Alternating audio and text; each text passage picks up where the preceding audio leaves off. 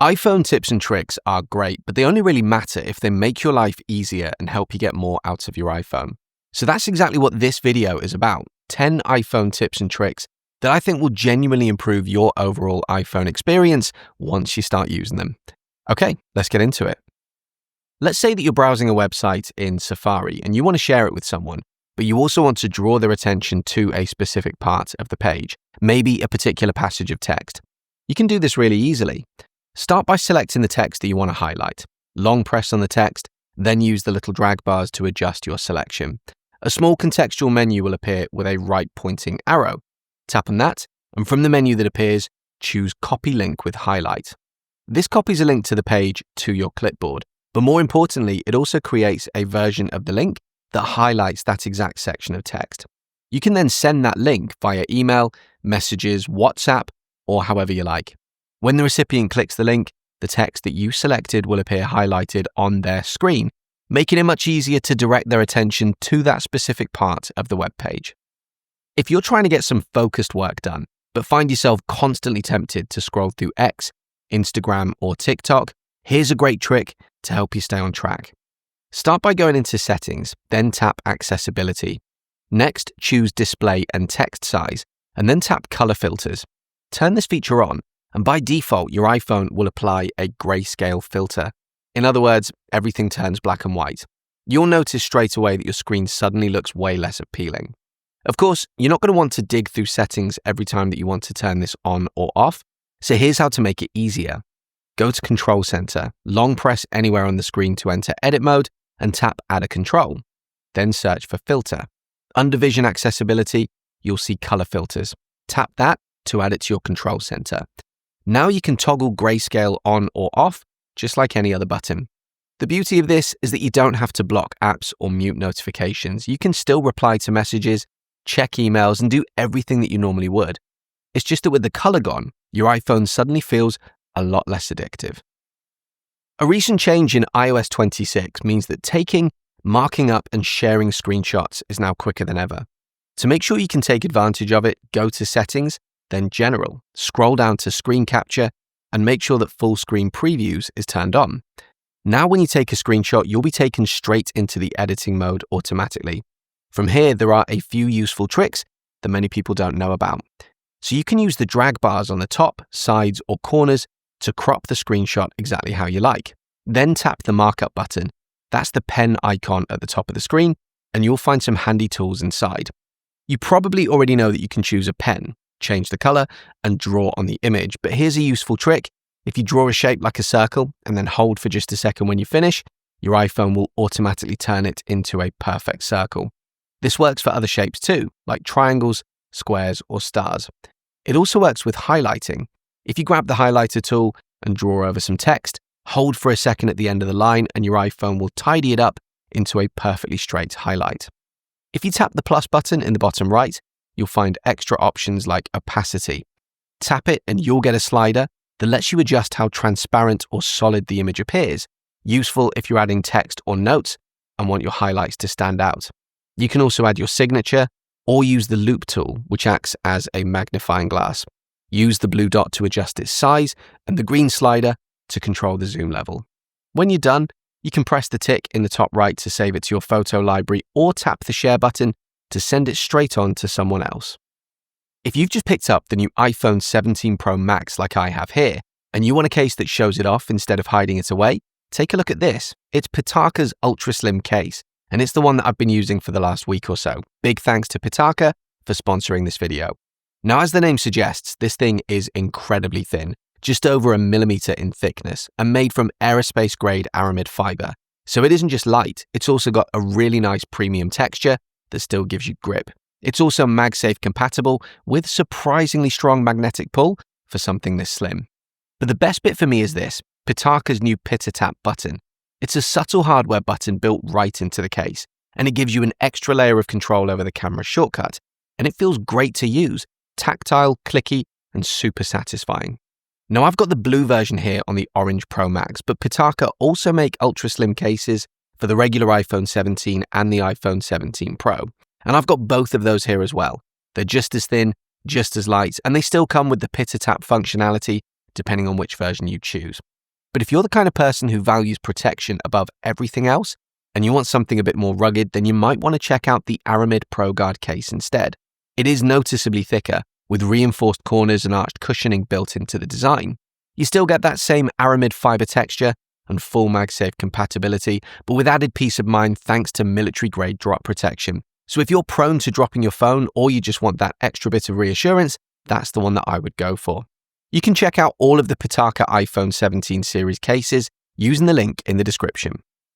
If you've ever picked up your iPhone in the middle of the night, you'll know that even with the brightness turned all the way down, the screen can still feel far too bright. Luckily, there is a setting that you can add to Control Center that instantly fixes this. Go into Control Center, long press for a second to enter Edit Mode, then tap Add a Control at the bottom. In the search bar, type white and look for the option called Reduce White Point. Tap on it to add it to your Control Center. Once it's there, you can tap the button anytime and your entire display will instantly become noticeably dimmer. In fact, if you turn your brightness all the way down while Reduce White Point is enabled, your phone will be almost unusable in bright light, but it's perfect for using your phone in bed without straining your eyes or disturbing anyone nearby. You can toggle it on and off as you need. You can also take this a step further if you use sleep focus mode. If your iPhone automatically switches to sleep mode at night and turns off when your alarm ends in the morning, you can add Reduce White Point as a shortcut right on your lock screen. Here's how. Open Control Center and switch your focus mode to sleep. Then go back to your lock screen, long press for a moment and tap Customize at the bottom.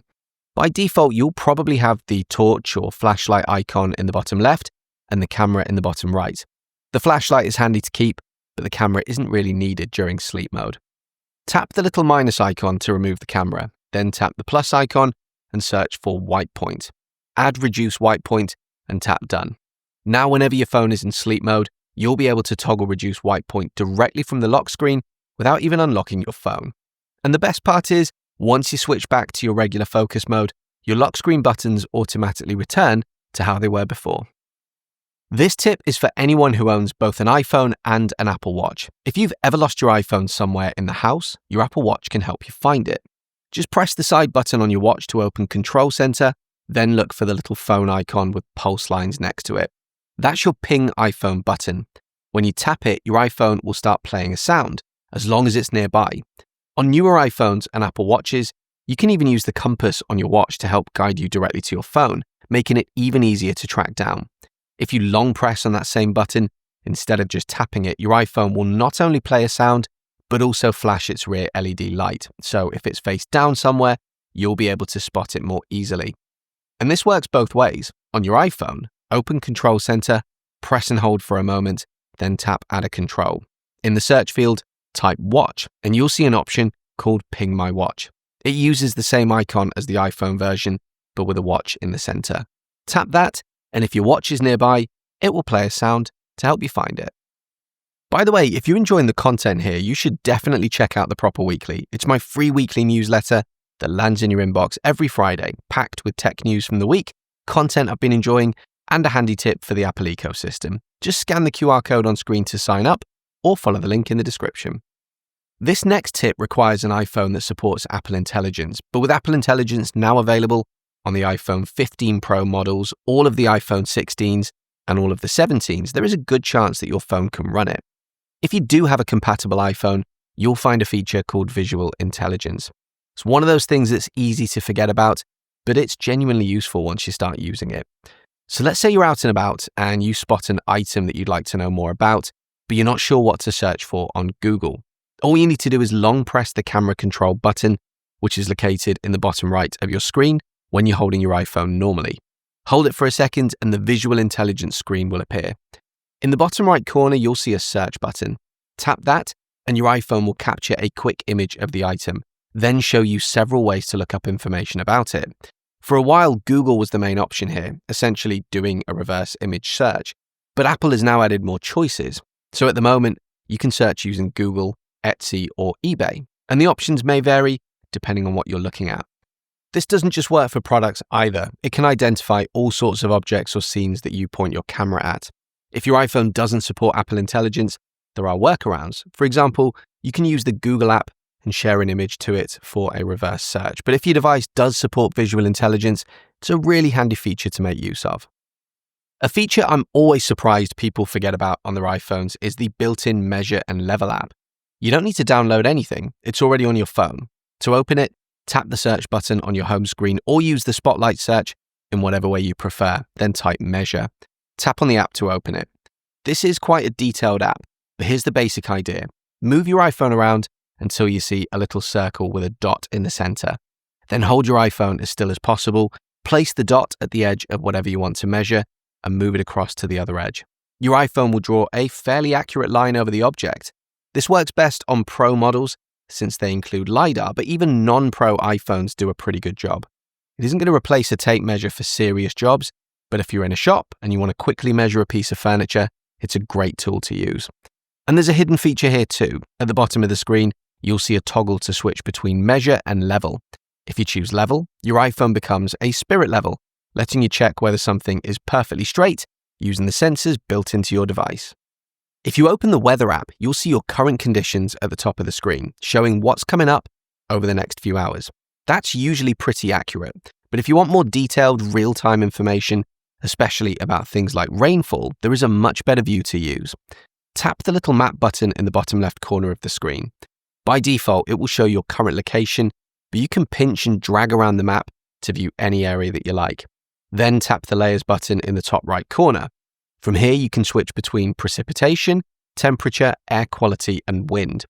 If you choose precipitation, you'll see a forecast timeline appear at the bottom of the screen. You can toggle between a 1 hour and 12-hour view, then press the play button to animate the forecast. It will show a short period before your current time, what's happening right now, and what's expected shortly after. I use this all the time when I'm planning to take the dog out for a walk. It lets me see exactly which direction the rain is moving, so I can decide whether to go out straight away or wait for it to pass. It's a really useful feature and one that most people overlook in the Weather app. If you ever want to record what you're doing on your iPhone so you can show someone else, the easiest way is to use screen recording. To set it up, open Control Center, long press anywhere to enter edit mode, then choose Add a Control. In the list of available options, type Screen into the search field. You'll see screen recording appear. Tap on it to add it to your Control Center. From now on, you can tap that button anytime to start recording your screen. Everything that you do will be captured as a video that you can share in any way that you like. The only downside is that this records your screen, but not your voice. So if you want to talk through what you're doing at the same time, here's how you would do it. Instead of just tapping the screen recording button, long press on it. At the bottom, you'll see a microphone icon. By default, it's turned off. Just tap it once to enable it. Now, the next time that you start a screen recording, your iPhone will include audio from your microphone too, so you can narrate as you go. And if you're using a more recent iPhone with a USB-C port, which is pretty much every iPhone from the last few years, you can even plug in an external USB-C microphone for better sound quality. Just remember that once you've enabled the microphone, it will stay on until you switch it off again.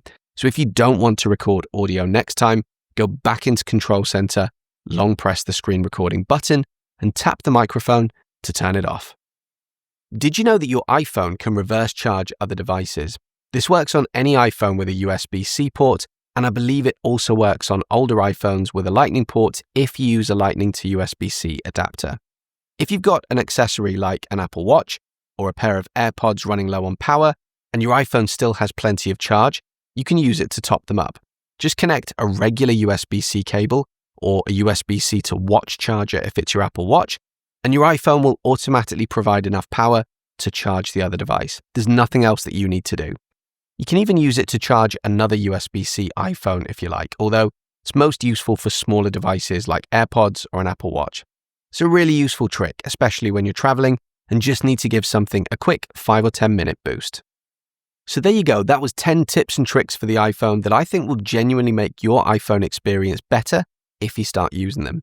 What do you think? Any in here that you're going to start using? Or are there any tips that you think I should have included but didn't? Drop me a comment and let me know. And as ever, if you found this video useful, do please consider leaving me a like and subscribing to my channel for more content like this in the future. See you on the next video.